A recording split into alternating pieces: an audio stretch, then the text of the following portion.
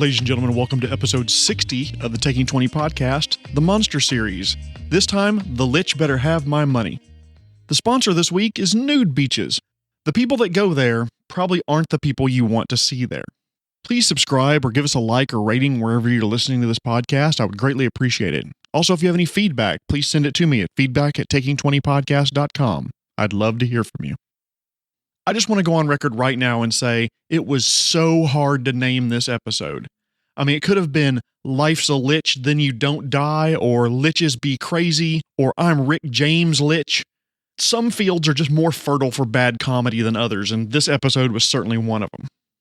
What is a Lich? A Lich is an undead spellcaster who's tried to extend his or her life beyond the normal duration through magical means.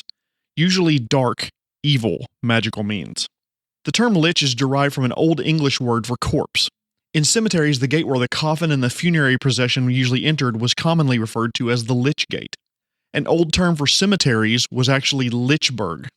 The Lich, by the way, is an ancient creature in the game of D&D. It originally appeared in the Greyhawk supplement of the original D&D rule set, 1975. When we start taking a look at Liches, there are some common characteristics across 5e and Pathfinder where I'm going to be focusing my efforts this week. In both gaming systems, rules as written, Liches are evil. Paizo and Wizards of the Coast both have little to no flex on this. But I'm going to repeat what I said in episode 59. I encourage GMs to think outside the box. In that episode, I forgot to mention that there's a resource that came out with D&D 3.5 called the Libris Mortis that had good aligned Liches inside the covers. Second edition actually had a creature called an Archlich that was a good version of a Lich. So, think outside the box. Do you want a neutral Lich or maybe even a good one? Go for it. Instead of becoming a Lich via a vile ritual that we'll talk about in a minute, perhaps they became a Lich as an unfortunate side effect of being exposed to, large amounts of life extension magic. Not to harp on it, but I really love the thought of players hearing there's a Lich in a remote forest. They gear up to go kill it, only to find it living its eternal existence using its spells to heal injured forest animals and take care of the sick and dying. The party bursts in and the Lich looks up at the party and says, "Oh, hello, chaps. Picking up or dropping off?" The Lich just has to hope the party can see past its resting Lich face. That being said, 5e Liches are required to feed their phylactery living souls periodically, so it's hard to do that as a neutral character and practically impossible as a good creature. All Liches are undead. They're intelligent schemers and planners. If you look at their stats as defined, besides strength, they are all very, very high. The process of becoming a Lich is a guarded secret, but no matter what the secret is, and it can be anything for your campaign world, it is expensive and difficult. There are a lot of skill checks involved and a lot of very high-level spells. Liches look like gaunt and skeletal humanoids with withered flesh stretched tight across bones. Eyes have succumbed to decay a long time ago, but points of light burn in the empty sockets. They're usually wearing the moldered remains of fine clothing and jewelry that is dulled by the passage of time. And all Liches have a phylactery, and it's important to understand about these and keep these in mind before you drop a Lich in your campaign. The phylactery is what allows a Lich to be immortal. Construction of a phylactery requires fine craftsmanship, arcane wards, traditionally an amulet in the shape of a small box, like a sealed metal box containing strips of parchment that have magical phrases written on them, transcribed very carefully by the person before they became a Lich. But it can take the form of any item possessing any sort of interior space into which arcane sigils can be written. Sigils of naming, binding, immortality, and dark magic may be scribed in silver or gold. As long as the phylactery exists, if the Lich's body is slain, within days a new body forms next to the Lich's phylactery, coalescing out of some glowing smoke that issues from the device. Destruction of the phylactery puts the Lich at risk of permanent death, so the Lich, since they're smart, remember, hides it in a well-hidden, well-guarded location. In 5e, a Lich must periodically feed souls to the phylactery to sustain the magic preserving its body and consciousness, but that's not true in Pathfinder. A Lich that fails or forgets to maintain its body with these sacrificed souls begins to physically fall apart. And if they've prepared appropriately, they might eventually become a demi-Lich. More on demi-Liches shortly. All Liches in both 5e and Pathfinder collect spells and magic items. They have all of eternity to do so. They also have a badass spell repertoire. They are high-level casters with access to spells of nearly every level. Their default stat blocks, if you look at the default spells that they have prepared, they have a ton of damaging and debilitating spells. All liches have ready access to magic items because they're incredibly wealthy, they have had eternity to go collect these magic items, and they may even have underlings that can bring magic items to them, besides the fact that they could spend extended time and resources crafting the magic items themselves. They also have potions and scrolls and libraries of spell books, wands, and maybe a staff or two. They have no qualms about putting these treasures to use whenever its lair comes under attack. Now, let's focus on 5e very specifically and talk about how the liches are defined there a little bit differently than Pathfinder. Liches in 5e are defined as universally insane. They are also bound to the inner planes by the transformation process due to being forced to remain close to their phylactery. Liches mostly live a solo existence. I mean, they occasionally take interest in the world around it, most often when some great event reminds it of the life it once led. Liches haunt the abodes that it favored in life. Remember, these are ancient locations like ruined towers and abandoned keeps and lost tombs. I doubt you'll find a lich occupying the produce aisle of the local Circle K. That doesn't make a whole lot of sense. Or maybe it does in your campaign. Liches are universally in 5e brilliant, cunning, and use traps in their lairs. They sometimes collect underlings, especially undead and constructs, that will follow their commands without question. Jumping over to the Pathfinder game system. The exact method for becoming a lich is different for each spellcaster. It's left to the GM's discretion, but it should involve expenditures of hundreds of thousands of gold pieces, numerous deadly adventures, and a number of difficult skill checks over the course of months, years, or maybe even decades. Transformation from a human or an elf or a dwarf, centaur, whatever, into a lich affects different souls differently. Some die from the process, some go insane, some become liches. The only canon lich ritual that's defined that I could find is what's called the Eternal Apotheosis. It involves potentially killing a whole bunch of people and must take place where the caster began their descent into evil or committed some sort of atrocity. So yeah, that probably leads to an evil lich. Lich in Pathfinder is a template that can be applied to any creature that you want. It could be an orc sorcerer, a nymph cleric, a centaur oracle, an elven witch. Liches can come from a wide variety of creatures, even monstrous creatures. Liches live an isolated life, and that long-term isolation... life. Liches lead an isolated undeath. That can tend to drive them insane over time. I mean, imagine you right now became a lich.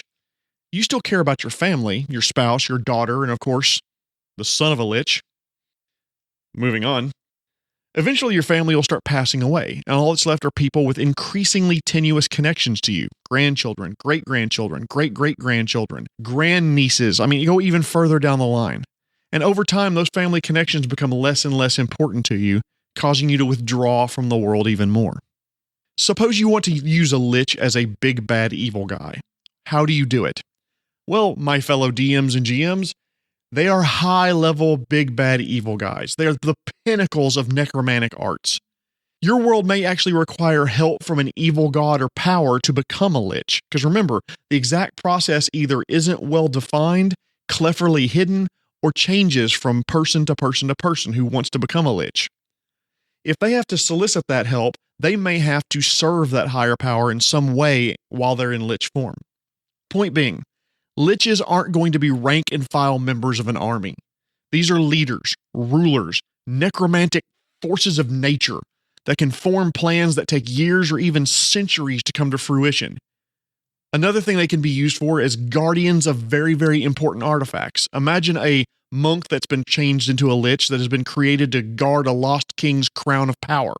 Flurry of blows plus necromantic damage for every physical strike equals yikes.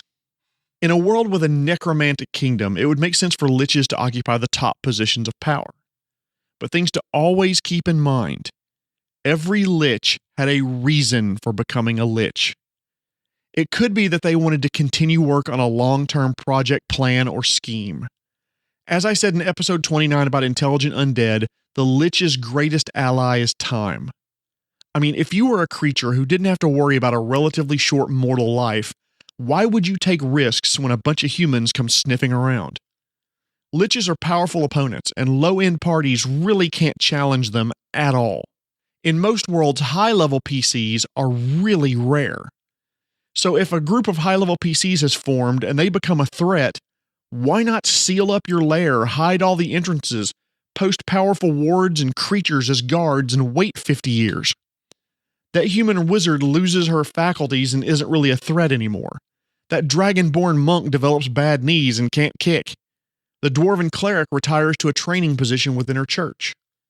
When that high-level threat is past and there aren't any powerful PCs to challenge you, then resume the parts of your decades-long scheme that require interaction with the outside world. So it could be some sort of plan or scheme why they became a lich. It could be some unfinished business why someone becomes a lich. That there is someone they need to kill, some revenge they need to take, some accomplishment they need to achieve before they are willing to actually let themselves die. A third reason why something can become a lich is because they fear death. That's simple.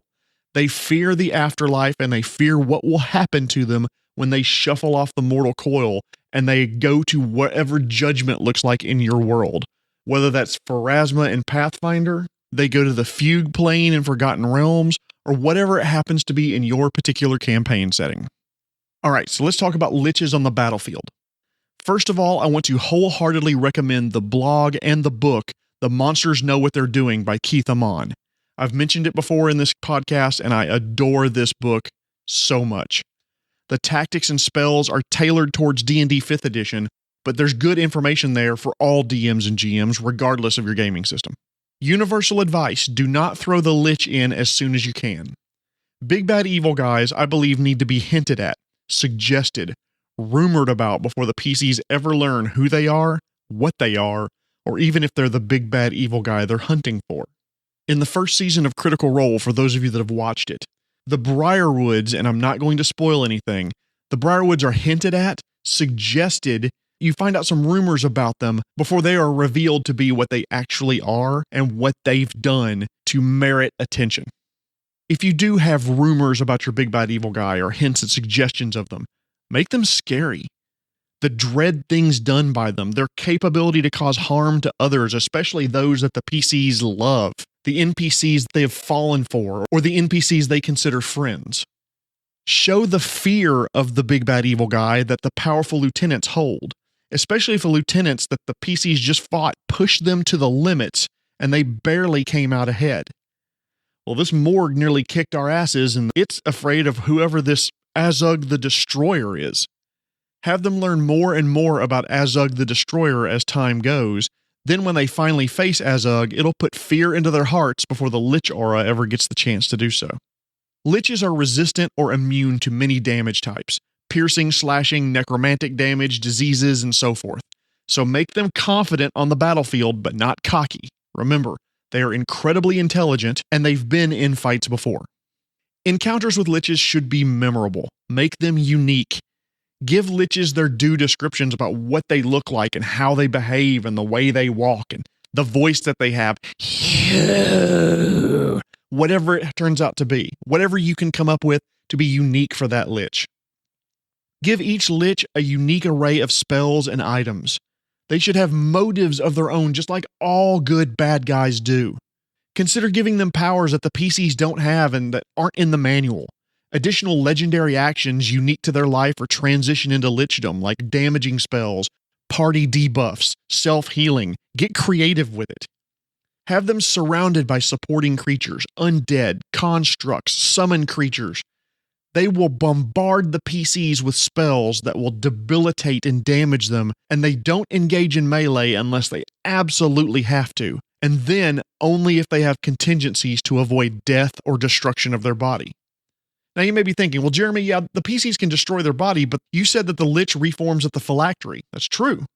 Without all their stuff. The magic robes, staff, bracers, rings that they carry with them, gone. They drop wherever that body was left, and that shit's expensive and hard to replace. So they will lose all that stuff only if they absolutely have to. More likely they will have spell contingencies like greater invisibility, teleport, dimension door, or some other method of escape, or an item that gives them those abilities. These creatures are centuries old, brilliant, and have a vested interest in preserving their undeath. You think they're going to get caught with their pants down by a magic missile spell? Pfft, Lich, please. Liches are almost universally described as having some sort of mental issue, as I mentioned earlier, insane or at risk of becoming so. I was reading the book Altered Carbon by Richard K. Morgan, and I found a very interesting quote that could apply to liches. When you live that long, things start happening to you. You get too impressed with yourself. You think you're God. Suddenly the little people, 30, maybe 40 years old, well, they don't really matter anymore. You've seen whole societies rise and fall, and you start to feel like you're standing outside of it all. None of it really matters to you, and maybe you'll start snuffing those little people out like picking daisies if they get under your feet.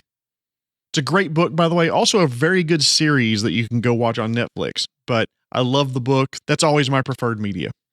But that quote, when I read it, opened my eyes about the eternal perspective. When you're 4 millennia old and immune to so much, what do the problems of a species that only lived for 100 years mean to you? Oh no, the city is burning to the ground. Well, see you in 20 years when it's rebuilt and back to normal. Joseph the Lich, there's a plague ravaging the world. What should we do? And this is my problem. Why? Good luck with that.